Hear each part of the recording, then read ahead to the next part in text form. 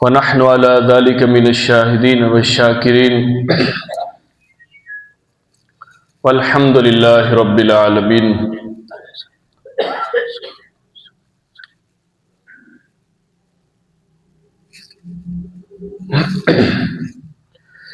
اللہ رب العالمین نے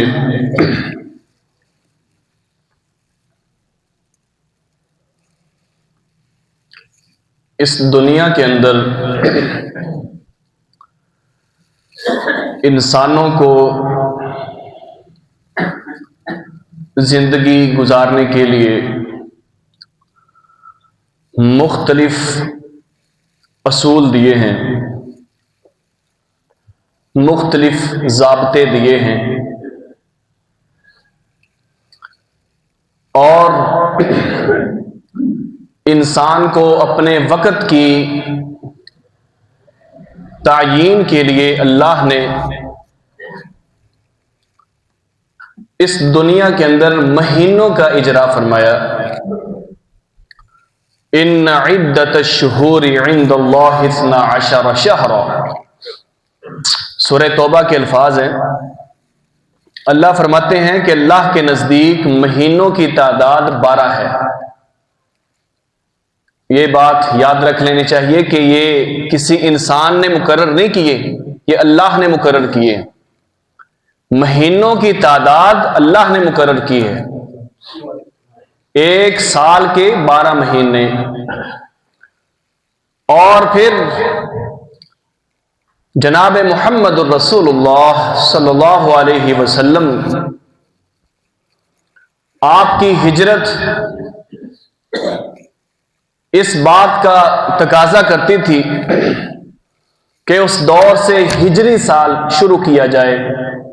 اس سے پہلے عیسوی سال جناب عیسیٰ علیہ السلام کی وفات سے یا ان کی پیدائش سے وہ شروع ہوتا ہے. تو اللہ رب العالمین نے اسلام کے تمام جو ارکان ہیں وہ ہجری مہینوں کے لحاظ سے ترتیب دیے ہیں. ہجری مہینے کے لحاظ سے مثلا حج ہے وہ صرف ذوالحج میں ہی ہوگا، یعنی ذوالحج کے مہینے میں ہی حج ہو سکتا ہے، اس کے علاوہ نہیں ہوگا. اور رمضان یعنی روزہ رکھنا ہے جو فرضی روزہ ہے، وہ بھی اللہ نے رمضان کا مہینہ مقرر کر دیا کہ اس کے علاوہ فرضی مہینہ کوئی نہیں ہے تمہارے لیے. ہاں، نفل کے لیے، نفلی روزوں کے لیے کوئی قید نہیں ہے، وہ آپ جس مہینے میں بھی چاہو نفلی روزے رکھ سکتے ہو. اس کے علاوہ اللہ نے مختلف تہوار اللہ کے رسول صلی اللہ علیہ وسلم کی زبانی میں بتا دیے. مثلا عید الفطر ہے، عید الاضحیٰ ہے، اس کی ترتیب بھی اسلامی مہینوں کے لحاظ سے ہے کہ 1 شوال کو عید الفطر ہوگی، اور جو قربانی والی عید جو ہمیں کہتے ہیں وہ 10 ذوالحج کو منائی جاتی ہے. اس کے علاوہ انگریزی مہینے کی کوئی بھی تاریخ اسلام کے اندر نہیں ہے. ہاں، وہ ہمارے پاکستان کے قانون کے اندر ضرور موجود ہے. تو اللہ رب العالمین نے یہ خصوصاً امت مسلمہ کے اوپر بہت بڑا احسان کیا ہے کہ اللہ نے ہمیں اسلامی مہینے دیے. اسلامی مہینوں کا اجرا اللہ کے رسول صلی اللہ علیہ وسلم کی ہجرت سے شروع ہوتا ہے. تو یہ جو مہینہ ہے ماہ شعبان، اس کا آخری جمعہ ہے آج غالباً. انشاءاللہ اگلا جمعہ وہ اللہ رب العالمین کی توفیق سے اور مدد سے ہم رمضان المبارک میں ادا کریں گے. اللہ کریم میرے سمیت آپ سب کو زندگی عطا فرمائے کہ ہم رمضان المبارک کی بابرکت سعادتوں کو اور اس کی فضیلتوں کو سمیٹ سکیں. اس لحاظ سے میرا آج کا عنوان ہے کہ رمضان المبارک کی تیاری کیسے کی جائے. روزے کی تیاری اور رمضان کو خوش آمدید کہنا، استقبال کرنا، یقیناً یہ آج کے دور میں پتہ تو ہمیں ہر چیز کا ہوتا ہے لیکن یاد دہانی مقصود ہوتی ہے. تو اللہ کریم ہمیں سب کو توفیق عطا فرمائے کہ ہم اچھی اور نیک بات سن کر اس کے مطابق اللہ عمل کرنے کی توفیق عطا فرمائے. تو میرے عزیز بھائیوں، سب سے پہلے یہ بات میرے اور آپ کے ذہن کے اندر ہو. میں گزارش کروں گا کہ میری بات کو توجہ سے سنا جائے. اگر درمیان کے اندر کوئی خلل ہوتا ہے تو چونکہ جمعہ ہے، جمعے کے اندر اللہ رب العالمین کے نبی علیہ السلام کی طرف سے سختی سے یہ حکم ہے کہ جب جمعہ ہو رہا ہو تو دنیاوی کام یہ ترک کر دینے چاہیے. تو آپ میری بات کو توجہ سے سنیں، انشاءاللہ آپ کو فائدہ ہوگا. رمضان المبارک اللہ قسمت والوں کو دیتا ہے اور مقدر کے اندر نصیب، یعنی مقدر میں زندگی میں آتا ہے مقدر کے ساتھ، اور نصیب والے اسے حاصل کرتے ہیں. یہ میں نے 3 جملے بولے ہیں. کون کون سے ہیں؟ قسمت، مقدر اور نصیب. یہ 3 چیزیں الگ الگ ہیں. یعنی رمضان المبارک قسمت والوں کو ملتا ہے. ہم دیکھ لیں کہ پچھلے سال جو ہماری مجلس کے اندر ہماری اس مسجد کے نمازی تھے، پچھلے سال ہمارے اندر موجود تھے، ایسے ہی ہے نا؟ لیکن اس سال ہماری آنکھیں ان کو تلاش نہیں کر رہی. آج ہم دیکھتے ہیں لیکن وہ نظر نہیں آ رہے. وہ بیچارے اللہ کے پاس چلے گئے. اللہ کریم سب فوت شدگان کی مغفرت فرمائے. جو اللہ تیرے پاس چلے گئے، اللہ ان کی بہترین مہمان نوازی فرما. ہمارا بھی میرے بھائی کوئی پتہ نہیں ہے. زندگی بہت مختصر ہے. میرا نہیں پتا، آپ کا نہیں پتا. کسی کو رات سوتا ہے اٹھنا نصیب نہیں ہوتا، کوئی رات کو اٹھتا ہے، صبح کو اٹھتا ہے، شام کو سونا نصیب نہیں ہوتا. ہماری زندگی تو یہ ہے، پانی کا ایک بلبل ہے، بغیر بیماری کے فوت ہو جاتے ہیں. کیا ہوا جی؟ کچھ نہیں ہوا، اس کو اٹیک ہوا ہے، یہ فوت ہو گیا. ابھی پرسوں کی بات ہے، جامعہ سلفیہ فیصل آباد، اس کے سینئر استاد تھے شیخ عبد الرشید ضیاء رحمۃ اللہ علیہ. بہت مخلص، بہت سینئر استاد تھے. 3-4 مدارس کے اندر انہوں نے پڑھایا. یعنی جمعرات یا بدھ کے دن کی بات ہے، انہوں نے طلبہ کو رخصت کیا اپنے ہاتھ سے. نصیحتیں فرمائیں کہ جی اے طالب علموں، اے میرے بیٹو، آپ نے گھر جا کے یہ کام کرنے ہیں. نمازوں کی پابندی کرنی ہے، لوگوں کو نیکی کی تلقین کرنی ہے، برائی سے روکنا ہے. خود یہ باتیں کر کے طلبہ کو رخصت کرتے ہیں اور گھر میں چلے جاتے ہیں. گھر والے بتاتے ہیں کہ مغرب کے وقت ان کو تکلیف ہوتی ہے دل کی، فوراً ان کو کارڈیالوجی لے جایا گیا ہاسپٹل کے اندر. وہاں پہ ڈاکٹر کہتے ہیں کہ اتنا میجر اٹیک ہے کہ ان کی زندگی مشکل ہے. خیر انہوں نے اپنی کوشش کی، ایک مرتبہ اٹھ کے بیٹھ جاتے ہیں لیکن دوبارہ پھر اٹیک ہوتا ہے اور تقریباً رات 12 بجے کے قریب وہ اللہ کے پاس چلے جاتے ہیں. اب دیکھ لیں کہ جن طالب علموں کو انہوں نے نصیحتیں فرمائی تھی، جن طالب علموں سے انہوں نے سند لی تھی، یعنی طالب علموں نے ان سے کلاس لے کے وہ گھر جاتے ہیں اور ان کو کانوں پہ یقین نہیں ہے کہ استاد صاحب تو ہمیں پڑھا کے گھر گئے تھے، ان کو کیا ہو گیا. تو خیر جمعرات والے دن ان کو چھٹیاں ہو جاتی ہیں. اب ایک طالب علم جامعہ سلفیہ کا، وہ بیچارہ جاتا ہے اپنے ہارون آباد، اس علاقے میں نا ان کے رشتہ دار رہتے تھے. وہ وہاں پہ ان کی کوئی خوشی کی تکمیل ہوگی، یعنی کوئی تکمیل کے لحاظ سے وہ اس سال وہ جامعہ سے فارغ ہوا ہے، یعنی صحیح بخاری انہوں نے تکمیل کی تھی مکمل. تو اللہ کی قدرت ہے. انسان کا، میں پہلے بات کر چکا ہوں کہ انسان کا اس میں کوئی عمل دخل نہیں ہے. میں کوئی اور سوچتا ہوں، میرا رب کوئی اور کرتا ہے. انسان سوچتا اور ہے لیکن اللہ کی طرف سے منظور کوئی اور بات ہوتی ہے.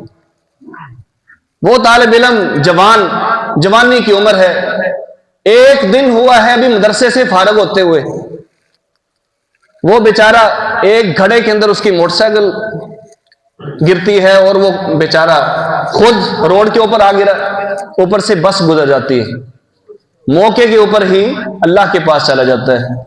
میں یہ کہتا ہوں کہ زندگی کا کیا بھروسہ ہے، ایک سیکنڈ نہیں لگتا بندے کو دنیا پہ جاتے ہوئے، لیکن ہم یہ جو دن گزار رہے ہیں میرے بھائی، یہ ہمارے لیے غنیمت ہے، ہمارے لیے بہت بڑی غنیمت ہے کہ اللہ کی توفیق سے یہ رمضان ہمارے لیے آ رہا ہے۔ اللہ سے دعا بھی کرنی چاہیے کہ اللہ اگر میرے اور آپ کے دن پورے ہو چکے ہیں، آج ہی دعا کر لیں، میری دعا کے اندر شریک ہو جائیں۔ سلف صالحین یہ دعا کیا کرتے تھے، نیک لوگ، کہ اللہ ہمیں رمضان تک مہلت دے دے، اگر ہماری زندگی پوری ہو چکی ہے نا پھر بھی اللہ ہمیں رمضان تک مہلت عطا کر۔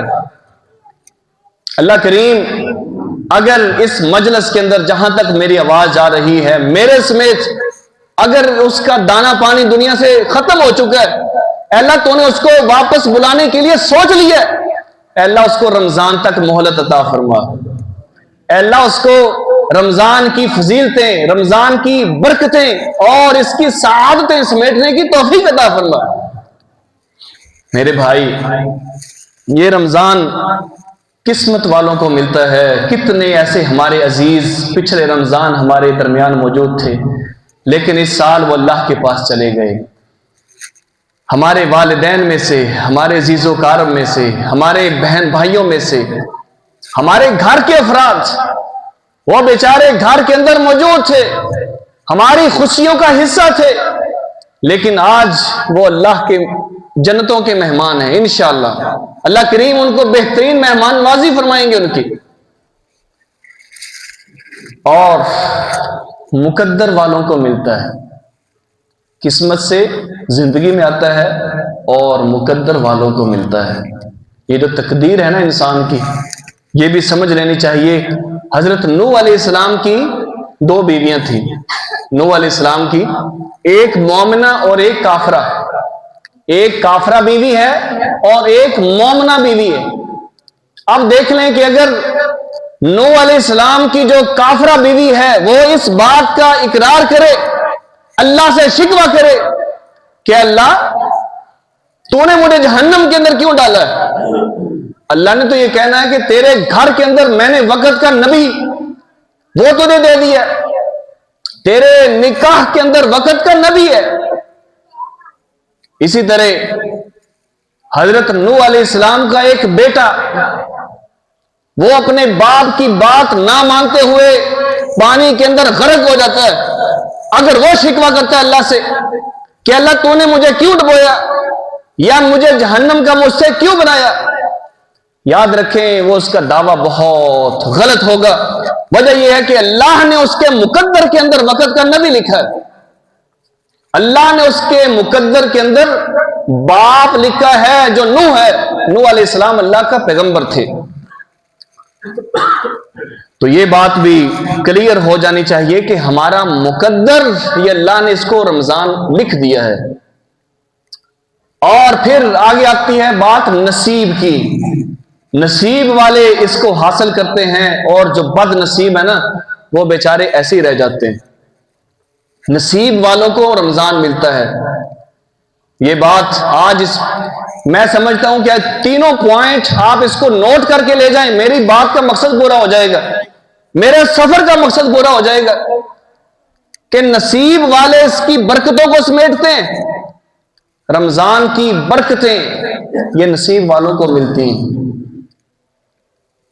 مسجد کے اندر نماز تراویح ہو رہی ہے، مسجد کے اندر اذان کی آواز ہے، مسجد کے اندر قرآن کی تلاوت ہے، اور قاری کرام اللہ صاحب، قاری کرام الحق صاحب بڑی اپنی خوبصورت انداز کے اندر قرآن کی تلاوت فرما رہے، مسجد کی سپیکروں سے آواز ہے، اور اپنے گھروں کے اندر موبائل کے اندر قرآن کی تلاوت ہے۔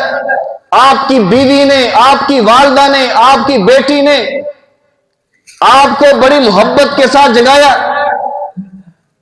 کہ اٹھ کے سحری کر لیجئے، لیکن آپ نہیں اٹھے۔ اگر اٹھ جاتے ہیں تو یاد رکھیں نصیب والے ہیں، اگر نہیں اٹھے تو تمہارے جیسا بد نصیب کوئی نہیں ہے۔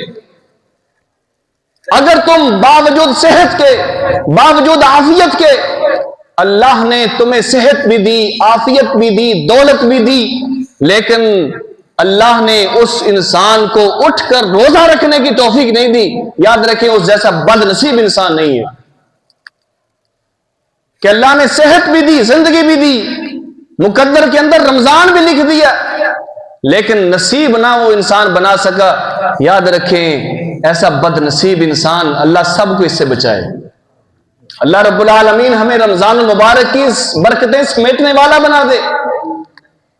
تو جتنا بڑا مہمان ہوتا ہے، ہم اپنے گھروں کی ترتیب، ہم اپنے گھروں کی تیاری اسی لحاظ سے کرتے ہیں۔ ایسے ہی ہے نا جی، ہمیں پتہ چل جائے نا کہ ہمارے گھر کے اندر بڑا مہمان آ رہا ہے، تو گھر کے سب بڑے چھوٹے تیاریوں کے اندر شامل ہو جاتے ہیں۔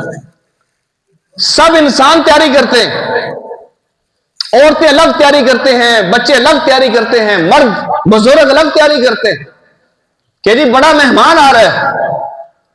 تو یاد رکھیں رمضان المبارک بہت بڑا مہمان ہے ہمارے لیے، ہمارے ایمان کی تجدید کے لیے، ہماری نیکیوں کے اضافے کے لیے، ہماری زندگی بدلنے کے لیے بہت بڑا مہینہ ہے۔ اگر میں نے اور آپ نے اس مہینے کی قدر نہ کی، اس مہینے کو ویلکم نہ کیا جس طرح اس مہینے کی قدر کرنے کا حق ہے، تو یاد رکھیں اللہ کریم ہمیں خدا نہ خواستہ اس کی برکتوں سے محروم نہ کر دے۔ اگر انسان رمضان کی برکتوں سے محروم ہو گیا تو میرے بھائی اس انسان کی زندگی کوئی فائدہ نہیں ہے، اس انسان کی زندگی کا کوئی فائدہ نہیں ہے۔ اللہ کے رسول صلی اللہ علیہ وسلم آپ ایک مرتبہ تشریف لاتے ہیں، مسجد کے ممبر کے اوپر سیڑھی کے اوپر پاؤں رکھا، آپ نے فرمایا آمین، دوسری سیڑھی پہ پاؤں رکھا فرمایا آمین، تیسری پہ فرمایا آمین۔ تو صحابہ عرض کرتے ہیں اللہ کے رسول آپ نے کبھی ایسا نہیں کیا، ہم یہ دیکھ رہے ہیں کہ آپ نے پہلی مرتبہ ایسا کیا ہے کہ ممبر کی سیڑھی کے اوپر پاؤں رکھ کے آپ نے آمین کا۔ آپ نے فرمایا میرے پاس فرشتوں کا سردار جبریل آیا تھا اور اس نے 3 بدعائیں کی تھی، 3 بدعائیں، میں نے ان تینوں بدعاؤں کے اوپر آمین کا۔ اب یہ بات میرے اور آپ کے ذہن کے اندر ہو کہ جی بدعا کرنے والا کون ہے؟ اللہ کا نبی، اللہ کا نبی ہے جس کی بدعا اللہ رد نہیں کرتے، نہ دعا رد کرتے ہیں نہ بدعا رد کرتے ہیں۔ اور آمین کہنے والا کون ہے؟ فرشتوں کا سردار جبریل کہنے لگے اے اللہ اس انسان کی زندگی یعنی خاک آلود ہو جائے، ناک خاک آلود ہو جائے، زندگی تباہ و برباد ہو جائے، جس کی زندگی کے اندر رمضان جیسا بابرکت مہینہ آیا لیکن اس نے اس برکت والے مہینے سے اپنے آپ کو جہنم سے آزاد نہیں کیا، جنت کے اندر داخل نہیں کروایا، اللہ کی رحمتیں نہیں سمیٹی۔ اے اللہ اس کی زندگی تباہ ہو جائے، اے اللہ اس کا یہ ہو جائے، اس کا وہ ہو جائے۔ اللہ کے رسول صلی اللہ علیہ وسلم نے فرمایا آمین، آپ نے اس کے اوپر مہر لگا دی۔ اب یہ میرے اور آپ کے یاد رکھے قسمت کے اندر ہے، نصیب کے اندر یہ بات ہے کہ رمضان کی برکتیں میں اور آپ سمیٹتے ہیں کہ نہیں سمیٹتے؟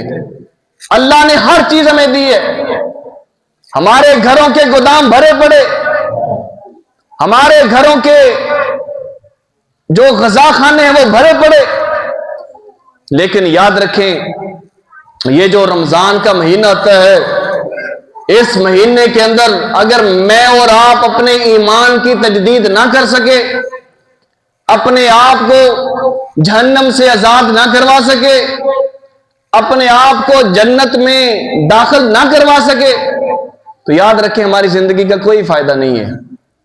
کتنے ایسے بد نصیب لوگ اللہ نے صحت بھی دی ہے جی، اللہ نے عافیت بھی دی ہے، صحت مند ہٹے کٹے ہو کر روزہ نہیں رکھ رہے، روزہ رکھنے کی ان کو عادت ہی نہیں ہے۔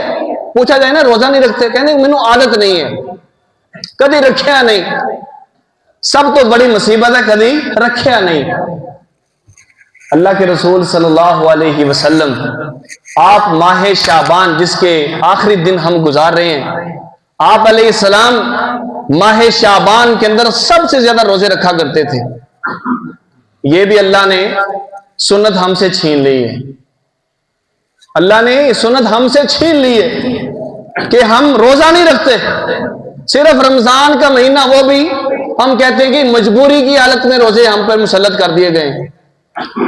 مجبوری کی حالت میں روزہ رکھنا، اس کا اجر نہیں ملتا، یاد رکھیں۔ اللہ کے رسول صلی اللہ علیہ وسلم آپ اکثر روزہ رکھا کرتے تھے، گھر تشریف لاتے، سیدہ عائشہ رضی اللہ عنہا سے پوچھتے کہ آج گھر کے اندر کوئی کھانے کو کوئی چیز ہے؟ سیدہ عائشہ فرماتی اللہ کے رسول کچھ نہیں۔ آپ نے فرمایا ٹھیک ہے، میں نے روزہ رکھ لیا، آج میں انی صائمن، میں روزے دار ہوں۔ تو میرے بھائی، میرے اور آپ کے گھر کے اندر برکت کیوں نہیں ہے؟ کیونکہ ہم روزے سے محروم ہو گئے۔ پہلے ہمارے بزرگوں سے پوچھیں، وہ ایک مہینے کے اندر 3 روزے ضرور رکھا کرتے تھے۔ محرم کے روزے الگ ہیں، ذوالحج کے روزے الگ ہیں، اس کے علاوہ شعبان کے روزے بھی رکھتے تھے۔ اور ہماری خواتین جن سے روزے چھوٹ جاتے ہیں ایام کی وجہ سے، تو ان کو بھی چاہیے کہ ماہ شعبان کے اندر روزے رکھیں، اور جو سردیوں والے دن ہیں ان کے لیے غنیمت ہے، یاد رکھیں، ان کے لیے غنیمت ہے کہ وہ اپنے روزوں کی قضا دے دیں۔ اللہ نے جو ان کو یہ عارضہ دیا ہے حیض والا، اس کے اندر وہ نماز بھی نہیں پڑھیں گی، روزہ بھی نہیں رکھیں گی، قرآن کی تلاوت بھی نہیں کریں گی، لیکن اللہ نے نماز کی رخصت دے دی اور روزے کی رخصت نہیں دی۔ روزے رکھنے پڑیں گے، چاہے بعد کے اندر رکھ لیں، جب وقت ملے رکھ لیں، لیکن روزے کی قضا دینا پڑے گی۔ اور مرد حضرات یاد رکھیں، ان کو بہت سختی کی گئی ہے۔ اگر کوئی بھی انسان روزہ نہیں رکھتا، جان بوجھ کے روزہ چھوڑتا ہے، یاد رکھیں شریعت کے اندر بہت سختی کے ساتھ اللہ رب العالمین نے ایسی سخت سزا اس کے لیے فرمائی ہے۔ عمر بن خطاب رضی اللہ تعالیٰ عنہ ایک دن تشریف لے جا رہے تھے، جا کے دیکھا کہ روزے کی حالت میں ایک انسان سرے بازار کے اندر اس کا منہ ہل رہا ہے، اس کی زبان کچھ نہ کچھ چبا رہی ہے، منہ کے اندر ڈال رہا ہے کھانے کے لیے۔ آپ نے اس کو گردن سے پکڑا، کھینچ کے مسجد کے اندر لاتے ہیں۔ آپ نے فرمایا بدبخت انسان، اس کو کوڑے مارے جائیں۔ یہ رمضان کی حالت کے اندر اس نے روزے کا احترام بھی نہیں کیا۔ آپ نے فرمایا کہ ہمارے بچے بھی روزے کا احترام کرتے ہیں، روزہ رکھتے ہیں، لیکن تو سرے عام کھا بھی رہا۔ تو آپ نے اتنی زیادہ سختی کی کہ روزے کی حالت کے اندر اگر کسی کو مجبوری ہے، کوئی بزرگ ہے یا ایسی بیماری ہے، ومن کان مریضا او علی سفر، خیر یہ اگلا موضوع ہوگا انشاءاللہ۔ میرا تو صرف بات اس دائرے کے اندر رہے گی کہ ہم نے رمضان کی تیاری کیسے کرنی ہے۔ رمضان کی تیاری کے اندر یہ بات بھی شامل ہے کہ ہم اپنی صحت کی حفاظت کریں، ہم اپنی صحت کی حفاظت کریں۔ یہ نہ ہو کہ اس ہفتے ہم ایسے کھانے شروع کر دیں کہ ہمارا معدہ ہی خراب ہو جائے، ہم بیمار ہو جائیں، پھر جی بہانے تلاش کرتے پھریں کہ جی جو بیمار ہے نا اس کے اوپر روزہ تو فرض نہیں ہے نا، وہ روزہ چھوڑ سکتا ہے۔ یہ ہمیں اللہ نے رخصت دی ہے، یعنی پہلے اپنی صحت کی حفاظت کرنی چاہیے۔ شریعت نے یہ بھی کہا ہے نا کہ کھانا کھانے کے وقت اپنے آپ کو تکلیف کے اندر نہ ڈالو، جتنی ضرورت ہے اتنا کھا لو، اور روزے کی حالت میں بھی کھانا کھانے سے اعتدال کا حکم دیا گیا ہے، یعنی سحری کے ٹائم انسان اتنا کھا لے کہ اس کو اٹھا کے مسجد کے اندر لانا پڑے، یعنی اتنا زیادہ کھا لے، اور پھر افطاری کے وقت پیٹ بھر کے کھانا کھا لینا، پیٹ بھر کے پانی پی لینا۔ یاد رکھیں یہ انسان کو ایسی بے اعتدالی اس کی صحت کو خطرے میں کے اندر ڈالے گی۔ جتنا آپ کم کھاؤ گے، یاد رکھیں رمضان اچھی طرح گزرے گا، رمضان اچھی طرح گزرے گا، اور روزے کی حفاظت بھی انشاءاللہ اللہ رب العالمین اچھی طرح فرمائیں گے۔ پہلی چیز استقبال کے اندر کہ جب رمضان المبارک کا چاند نظر آئے گا تو میں اور آپ سب نے کوشش کرنی ہے آج اس محفل سے سیکھ کے جائیں کہ ہم نے رمضان کا چاند دیکھ کر دعا پڑھنی ہے جی، دعا پڑھنی۔ پہلے ہمارے بزرگ لوگ، نیک لوگ دعائیں پڑھا کرتے تھے۔ میں ہر جمعے کے اندر یہ گزارش کرتا ہوں کہ دعائیں سیکھا کرو، اللہ کے بندو دعائیں سیکھا کرو، سکھایا کرو اپنے بچوں کو۔ ہماری گھروں کے اندر بے برکتی کی بڑی وجہ دعائیں نہ سیکھنا ہے، دعائیں نہیں پڑھتا میں۔ اللہ کے رسول صلی اللہ علیہ وسلم جب بھی اسلامی مہینہ اس کا چاند طلوع ہوتا دعا پڑھا کرتے تھے، اللہم احلہ علینا بالامن والایمان والسلامت والاسلام والتوفیق لما تحب ربنا ویرضا۔ اسی طرح 2-3 دعائیں آتی ہیں، چھوٹی سی مختصر دعا بھی آتی ہے۔ اگر کسی کو دعا نہیں بھی آتی تو اس کا ترجمہ پڑھ لے، یہ بھی شریعت کے اندر گنجائش ہے۔ لیکن سرے سے پتہ ہی نہیں ہے کسی کو، جیسے ہی چاند رات آتی ہے دیکھ لیں بازاروں کے اندر کیا ہلا گلا مل جاتا ہے۔ لوگوں نے تماشا بنا رکھا ہے اس بات کو کہ جی چاند رات آ گئی، اب ہر چیز ختم ہے۔ جیسے ہی چاند رات ہوتی ہے نمازیں ختم، روزے ختم، ہر چیز ختم۔ اللہ رب العالمین نے آپ کو خوشی دی ہے، روزے کی خوشی، عید کی خوشی، یاد رکھیں اس کا احترام بھی ضروری ہے۔ کوئی بھی اسلامی مہینہ طلوع ہو نا، دعا پڑھا کریں، اپنے بچوں کو کہا کریں اے بچے دعا پڑھی ہے، کوئی نیا چاند دیکھنے کی دعا پڑھی ہے۔ اس کا مطلب میں آپ کو سمجھاؤں، ہر انسان کوشش کرے گا کہ میں دعا لازمی پڑھوں۔ اتنا خوبصورت مطلب ہے، اللہم احلہ علینا بالامن والایمان۔ اے اللہ یہ جو چاند ہم پہ طلوع ہوا نا، اس کو امن والا بنا دے اور سلامتی والا بنا دے اور ایمان والا بنا دے۔ دیکھیں کتنی خوبصورت دعا ہے کہ اللہ اس مہینے کو ہمارے لیے امن والا بنا دے، ہمارے لیے سلامتی والا بنا دے۔ وَالتَّوْفِيقِ لِمَا تُحِبُّ رَبَّنَا وَيَرْضَى، یہ بھی اللہ رب العالمین کی خاص صفات کا بیان ہے اس کے اندر۔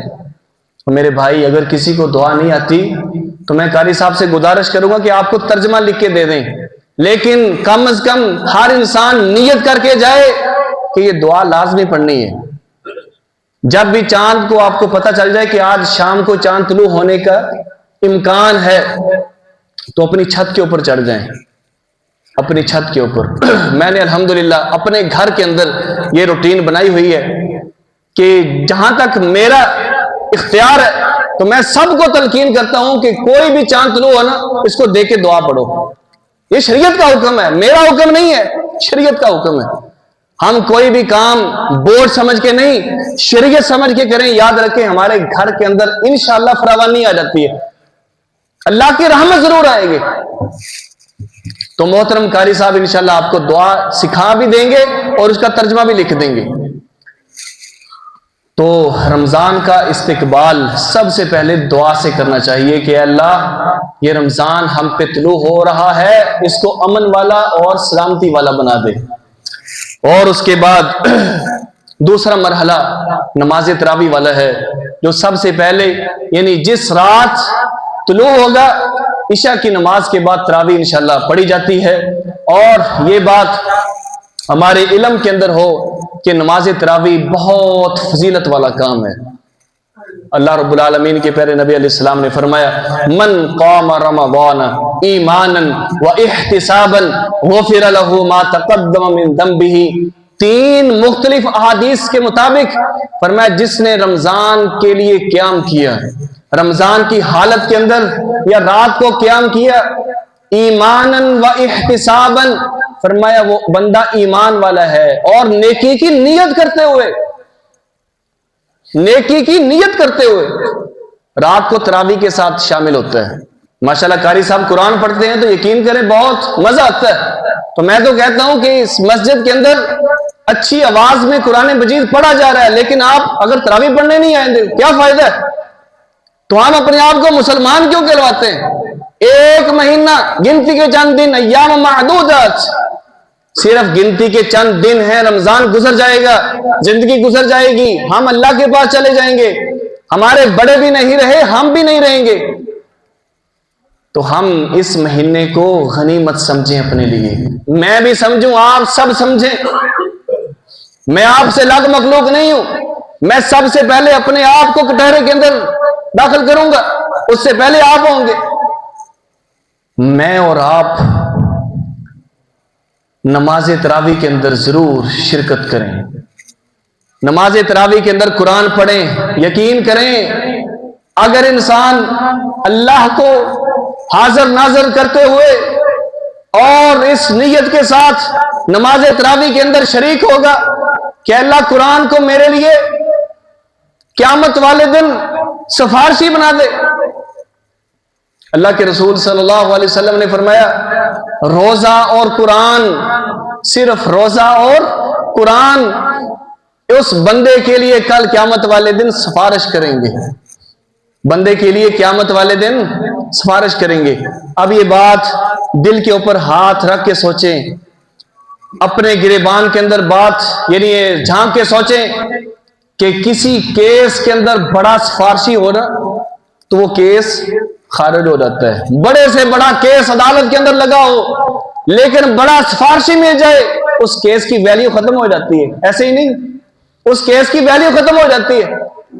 اگر انسان کے اوپر اللہ نہ کرے جہنم میں جانا لاگو ہو چکا ہے، اللہ نے لکھ دیا کہ یہ بندہ جہنم کے اندر جائے گا، لیکن سامنے دیکھتا ہے کہ قرآن کھڑا ہے، ادھر دیکھتا ہے روزہ کھڑا ہے، روزہ سفارش کرتا ہے کہ اللہ اس بندے نے صبح سے لے کے شام تک اپنے آپ کو کھانے پینے سے بچائے رکھا ہے، پیٹ کے اندر کچھ نہیں ڈالا، نہ پیا ہے نہ کھایا ہے نہ کچھ بولا ہے، ایسی کوئی غفلت سے کوئی زبان سے کوئی گالی نہیں دی، زبان سے کسی کی غیبت نہیں کی، کسی کی چغلی نہیں کی۔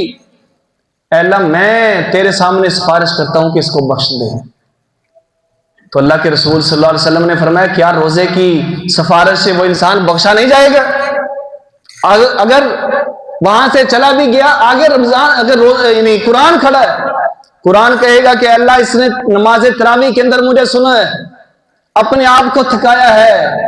اللہ کے بندوں قرآن کے اندر اپنے آپ کو تھکایا کرو۔ کوئی کسی کو کہے نا کہ جی فلاں بینک کے اندر نا آپ کی تنخواہ آئی ہے لیکن 2 گھنٹے کھڑا ہونا پڑے گا، ایمانداری سے بتائیں آپ 5 گھنٹے کھڑا ہونے کے لیے تیار ہیں کہ نہیں؟ ہم سارا دن کھڑے رہیں پھر بھی کم ہے۔ کوئی پتا چلے نا کہ 20-25 ہزار مل رہے ہیں وہاں سے، لیکن آپ کو 5-6 گھنٹے کھڑا ہونا پڑے گا۔ ہم کھڑا ہونے کے لیے تیار ہیں، لیکن مسجد سے قرآن کی آواز آ رہی ہے، مسجد سے قرآن کی آواز آ رہی ہے، قاری صاحب قرآن پڑھ رہے ہیں، میرے بھائی قرآن سننے والوں میں سے بن جائیں، انشاءاللہ قرآن سفارش کرے گا۔ اپنی ٹانگوں کو تھکائیں قرآن کے لیے، دنیاوی کاموں کے لیے تو ہم تھکاتے ہیں نا، فیصل آباد سفر کر لیا، فیصل آباد سے گجرانوالہ چلے گئے، پھر واپس آ گئے، جی بہت تھک گئے ہیں، جی بہت تھک گئے ہیں۔ کیا کیا جی؟ آج بڑا کم کیتا، آج بڑا کم کیتا، آج بڑی دیہڑی کیتی ہے۔ تو یاد رکھیں اپنے آپ کو دنیاوی کاموں کے اندر بھی تھکاتے ہیں نا، تو ایک دن اللہ کے راستے کے اندر بھی تھکا کے دیکھ لیں، اپنے آپ کو قرآن سننے کے اندر تھکا کے دیکھ لیں، تو انشاءاللہ یہ قرآن میرے اور آپ کے لیے سفارش کرے گا انشاءاللہ۔ تو تیسری چیز ہے کہ اپنے آپ کو اپنے گھر والوں کو سحری کے لیے اٹھانا، سحری کے لیے۔ جو خواتین یہ مسئلہ بھی سمجھ لیں کہ جو روزہ نہیں رکھ سکتی ایام کے اندر ہوں تو وہ بھی لازمی اٹھا کریں، سحری کے اندر چند لقمے کھا لیا کریں۔ جو بچے روزہ نہیں نہ رکھنا چاہتے ان کو بھی اٹھا لیا کریں، چند لقمے ایک کھجور ان کے منہ کے اندر ڈال لیا کریں۔ اللہ کے رسول صلی اللہ علیہ وسلم نے فرمایا سحری کے کھانے کے اندر برکت ہے۔ دیکھیں کتنی خوبصورت بات ہے، صحیح حدیث ہے۔ آپ نے فرمایا سحری کا جو بھی کھانا ہونا اس کے اندر اللہ نے برکت رکھی ہے، اس کے علاوہ کوئی بھی کھانے کے اندر اللہ کے رسول نے یہ نہیں فرمایا کہ اس کے اندر برکت ہے۔ اور میرے بھائی میں اور آپ اگر ہماری خواتین میں سے کوئی، بچوں میں سے، بزرگوں میں سے کوئی سحری کے کھانے میں سے برکت کا ایک لقمہ اپنے پیٹ کے اندر ڈال لیتا ہے تو اللہ اس برکت کے لقمے کی وجہ سے اس کی بیماری کو ختم کر سکتا ہے۔ اللہ اس کے ایک لقمے کی وجہ سے اس کے گناہ معاف کر سکتا ہے. کیوں؟ میرے پیغمبر نے فرمایا ہے فَإِنَّ السَّحُورَ فِي الْبَرَكَةِ کہ سحری کے کھانے کے اندر برکت ہے. آپ چند لقمے لے لیں. اگر روزہ نہیں رکھ سکتے، بچہ ہے چھوٹا سا دودھ پیتا بچہ ہے، والدہ کوشش کرے کہ اس کو اٹھا لے اور سحری کے وقت اس کو دودھ پلائے. یعنی کتنا خوبصورت ہے کہ سحری کے وقت وہ دودھ پی رہا ہے. اللہ کے رسول کے کہنے کے مطابق وہ سحری کا کھانا اپنے پیٹ کے اندر ڈال رہا ہے اگرچہ وہ روزہ نہیں رکھ رہا. اور جو بیمار ہیں، بزرگ ہمارے، اللہ سب کو صحت عطا فرمائے. جو روزہ نہیں رکھ سکتے وہ بھی خصوصی طور پر سحری کے وقت اٹھیں. سحری کے وقت اٹھنے کو اپنی عادت بنائیں. اور اللہ کرے ایسا ہو جائے، میرے سمیت ایسا ہو جائے کہ اللہ سب کو سحری سے پہلے اٹھنے کی توفیق دے اور 2 رکعت نماز پڑھنے کی توفیق دے دے. میرے بھائی کتنا مزہ آتا ہے صبح سحری کے وقت نماز پڑھنے میں. اللہ کے رسول صلی اللہ علیہ وسلم نے فرمایا کہ اللہ اس بندے کے اوپر اتنا خوش ہوتے ہیں، اللہ اس بندے کے اوپر اتنا خوش ہوتے ہیں کہ جو انسان سحری کے وقت اٹھتا ہے اور اپنی آنکھوں سے آنسو گرا دیتا ہے، اللہ کے سامنے گناہوں کا اعتراف کر لیتا ہے کہ اللہ مجھ سے یہ گناہ ہو گیا، مجھ سے یہ گناہ ہو گیا. اپنی زندگی کی ٹینشنیں، پریشانیاں، تکالیف اللہ کے سامنے پیش کرتا ہے. میرے بھائی میں اور آپ اس موقع کو غنیمت جانیں. سحری سے پہلے اٹھنے کی عادت ڈال لیں. عادت ڈال لیں. خواتین بھی اٹھتی ہیں نا بیچاری، ہمیں تو کھانے کے علاوہ کیا جی، انہیں سحری کے وقت اٹھا دینا. سارا کام کس نے کرنا ہے؟ وہ ہماری خواتین کا کام ہے. ان کی بھی ہمت ہے، اللہ سب کو سلامت رکھے. تو اپنی خواتین سے کہہ کر سویا کریں کہ ہمیں اتنا پہلے اٹھا دیں کہ ہمیں 2 رکعت نماز پڑھنے کی توفیق مل سکے. تو میرے بھائی آج سے یہ نیت کر لیں کہ ہم نے انشاءاللہ رمضان کے لیے الگ ترتیب بنانی ہے. نمازوں کی ترتیب، قرآن پڑھنے کی ترتیب، ذکر الہی کی ترتیب. مسجد کھلی ہوتی ہے نا جی کر صاحب، مسجد کھلی ہوتی ہے نا رمضان کے اندر. تو ہر نماز کے وقت آپ نے کوشش کرنی ہے کہ کم از کم 1 سپارہ، یا 1 سپارہ نہیں، 5 نمازیں ہیں نا، 5 نمازوں میں 1 سپارہ ڈیوائیڈ کر لیں کہ ایک رمضان کے اندر کم از کم 1 قرآن تو ختم کریں، 1 قرآن مکمل کریں. بلکہ میں تو یہ کہتا ہوں کہ ترجمے کے ساتھ پڑھنے کی کوشش کریں. ہر انسان کے جیب کے اندر موبائل ہے، بڑے فخر سے بتاتے ہیں میرے پاس یہ موبائل ہے جی، آئی فون لیا ہے، بڑی بہترین چیز لی ہے. ابھی کیا فائدہ اگر اس کے اندر قرآن نہیں ہے؟ کیا فائدہ اگر اس کے اندر ذکر والی ایپ نہیں ہے؟ مہنگے فونوں کا کیا کرنا ہے؟ وہ تمہارے دنیاوی مقاصد کے لیے. چھوٹے فون بھی گزارا کر جاتے ہیں انسان کو اگر انسان اس میں فائدہ لینے کی بھی سوچتا ہے، فائدہ لینے کی نیت رکھتا ہے. تو میرے بھائی اپنے اپنے موبائل کے اندر اگر آپ کو اتنی فرصت نہیں ملتی، تفسیر والی ایپ وہ ڈاؤن لوڈ کر لیں، تفسیر والی ایپ اپلیکیشن رکھ لیں. جہاں بھی آپ کو فرصت ملے نماز کے بعد آپ نے 1 پاؤ قرآن کی تلاوت کرنی ہے. آج سے عہد کر لیں اور انشاءاللہ نمازیں با جماعت بر وقت پڑھنی ہے. یہ بھی عہد کر لیں، اپنے بچوں کو بھی تلقین کریں، گھر جا کے اپنی خواتین سے بھی وعدہ لیں. انشاءاللہ اللہ رب العالمین کی رحمت، اللہ کی برکت ہمارے گھروں کے اندر آئے گی. نیکیوں کی ترتیب یہ بہت ضروری ہے. رمضان کے اندر اپنے آپ کی ترتیب جس طرح انسان دیتا ہے نا کہ سحری کے وقت ساری مینجمنٹ ہوتی ہے کھانے پینے کے لیے، یہ ہوا جائے، شام کو افطاری کے لیے یہ چیز ہو، مختلف لوازمات، ہر انسان کوشش کرتا ہے اپنی پسند کے مطابق. لیکن میرے بھائی اس طرح اپنے آپ کو انسان نیکیوں کے لیے بھی وقف کر دے. سحری کے وقت اللہ کے رسول صلی اللہ علیہ وسلم، میں کتنی فضیلت بتاؤں، ٹائم اتنا یعنی اجازت نہیں دے رہا، لیکن اگلے جمعے انشاءاللہ اس کو تفصیل سے بیان کیا جائے گا. اللہ کے رسول صلی اللہ علیہ وسلم نے فرمایا کہ سحری افطاری کے وقت اللہ کریم روزے دار کی دعا قبول کرتا ہے. اپنے آپ کو نا آج سے وعدہ کر لیں انشاءاللہ کہ ایک کمرے کے اندر نا 5 منٹ کے لیے بند کر لیا کریں افطاری سے پہلے کہ جی مجھے کوئی ڈسٹرب نہ کرے. وضو کر لیں اور اللہ کے سامنے ہاتھ اٹھا دیں، پھر اپنی دعاؤں، اپنی التجاؤں اس کو اللہ کے سامنے پیش کریں، انشاءاللہ اللہ کریم روزے دار کی دعا رد نہیں کرے۔ روزے دار کی دعا اللہ رد نہیں فرماتے، یہ میرا ایمان ہے، اللہ کے رسول صلی اللہ علیہ وسلم کی حدیث ہے۔ آپ نے فرمایا اللہ کریم روزے دار کی دعا رد نہیں کرتے، وہ دعا کرتا ہے اللہ اس کو قبول فرماتے ہیں، پوری کرتے ہیں۔ تو اللہ کریم مجھے اور آپ سب کو توفیق عطا فرمائے کہ ہم اس مہینے کا بہترین طریقے سے استقبال کریں۔ اللہ کریم ہمارے سب بیماروں کو شفا عطا فرمائے۔ جو لوگ بیچارے اس بات کی تمنا رکھتے ہیں، تڑپتے ہیں کہ اللہ ہمیں